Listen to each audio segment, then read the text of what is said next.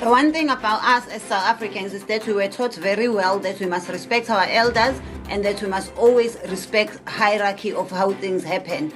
So I am very happy that we are finally getting the vaccine, but because we love our elders and we love our politicians as our leaders, they should lead us by example. We are saying they must be the first ones to get the vaccine and it must go according to age. So all the older politicians, we start with them so that we know they are safe because we love them.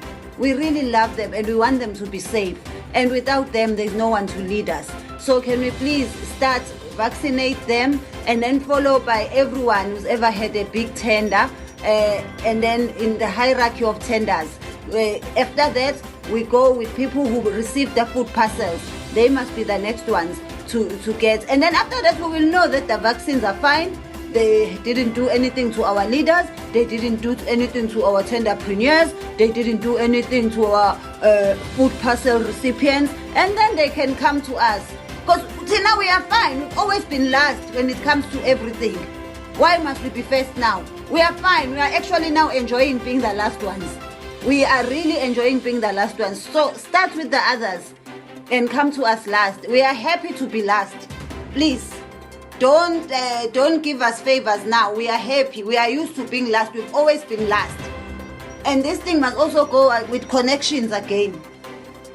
Everything has had connections. It's who you know. It's who you know. So this time we are saying, for the love we have for our leaders, can they lead us by example? Situmanina. Sisi, please, in front of us, and to make sure that everything is fair and people are not injecting themselves with water. Can we have EFF inject people from the DA? The DA must inject people from the ANC, and the ANC must inject people from the EFF, just like that, so that we know for sure that things are done properly. Can we just do that as a country and work together to make sure that our leaders are safe and they are leading us by example? That's why we voted for them. We knew there will come a time when we need to tumor them. We are tumoring you now. #tumanina.